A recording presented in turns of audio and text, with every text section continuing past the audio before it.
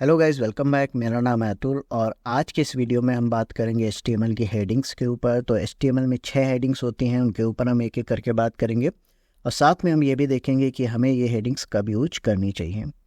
तो यहाँ पे 6 हेडिंग्स होती हैं H1 से लेके H6 तक, और ये जो हेडिंग्स होती हैं ये हमारे पेज के कंटेंट को ये बताती हैं कौन सा कंटेंट ज़्यादा इंपॉर्टेंट है।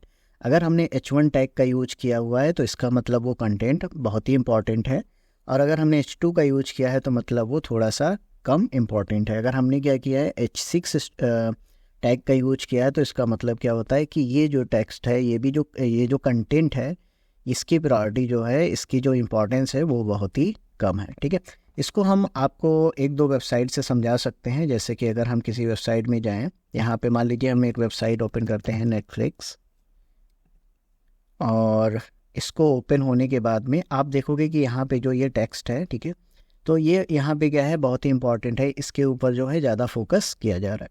तो अगर हम इसके ऊपर इंस्पेक्ट करते हैं तो आप देखोगे कि यहाँ पे क्या है, H1 टैग का यूज किया गया है। तो इस वेबसाइट में जो सबसे इम्पॉर्टेंट टेक्स्ट है वो ये है, ठीक है, तो इसलिए यहाँ पे क्या है, H1 टैग का यूज किया गया है। तो ये जो हमारे टैग्स होते हैं H1 से लेके H6 तक, इसका यूज जो है सर्च इंजन ऑप्टिमाइजेशन में किया जाता है। जैसे कि हमारा सर्च इंजन गूगल हो गया है ना, बिंग हो गया, तो ये क्या करते हैं, हमारी वेबसाइट को स्कैन करते हैं, उसमें देखते हैं कि कौन कौन सी हेडिंग्स हैं, और उस हेडिंग के उन हेडिंग्स के बेस पे जो है कंटेंट की प्रायोरिटी जो है वो डिसाइड करते हैं। ठीक है, तो अगर आप H1 टैग के द्वारा कोई भी टेक्स्ट अपनी वेबसाइट में ऐड करते हैं तो मतलब कि वो आपकी वेबसाइट का सबसे इम्पॉर्टेंट टेक्स्ट है। और हम बात कर लेते हैं, अगर हम और आपको किसी वेबसाइट का एग्जांपल दें यहाँ पे, तो हमारे पास एक क्लोरल एप्सम है। तो यहाँ पे आप देखोगे कि ये एक यहाँ पे क्या है, इंपॉर्टेंट टेक्स्ट आपको दिख रहा है। तो इसके ऊपर अगर हम यहाँ पे इंस्पेक्ट करें और आप देखोगे कि यहाँ पे क्या है, H1 टैग है। इसके अलावा यहाँ पे H4 टेक्स्ट टैग है, ये यहाँ पे H5 टैग है। ठीक है, तो इसकी प्रायोरिटी सबसे ज़्यादा है, और इसकी लगभग सबसे ज़्यादा से लगभग फोर लेवल नीचे है। ठीक है, तो ऐसा कुछ आप कह सकते हैं।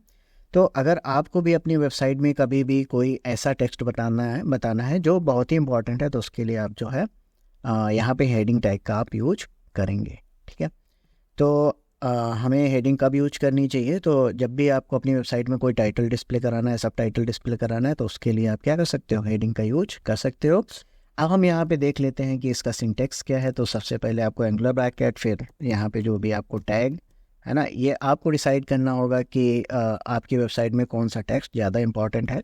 तो मैं लिखता हूँ यहाँ पे दिस इज़ फर्स्ट, या फिर हम कह सकते हैं H1। ठीक है, इसी तरीके से अगर हम इसको देखें अपने वेब पेज में यहाँ पे, तो आप देखोगे कि यहाँ पे हमारा H1 जो है ये क्रिएट हो चुका है। और अगर आपको H2 बनाना है तो यहाँ पे आप H2 बना सकते हैं, H2। तो इसी तरीके से आप जो है सारे टैग यहाँ पे बना सकते हैं, H3,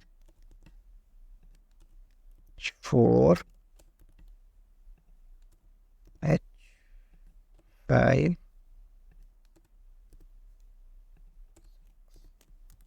ओके। तो यहाँ पे आप देखोगे कि यहाँ पे कुछ इस तरीके से टेक्स्ट दिखेगा।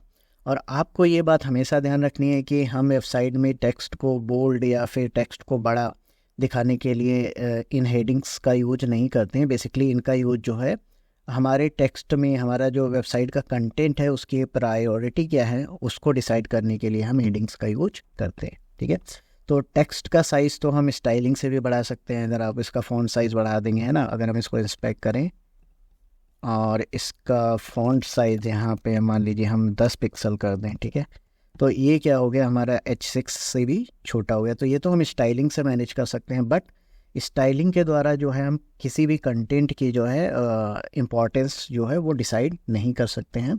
तो टैग्स के द्वारा क्या होता है, हमारे कंटेंट की प्रायोरिटी या फिर हम कह सकते हैं इम्पोर्टेंस जो है डिसाइड होती है। और ये कंटेंट जो है, जो हमारा H1, H2, H3 के अंदर लिखा होता है, इसको जो है सर्च इंजन के द्वारा जो है रीड किया जाता है और उसको सर्च इंजन ऑप्टिमाइजेशन में जो है यूज किया जाता है। तो आई होप आपको समझ में आया होगा। आज के लिए इतना ही। Thank you.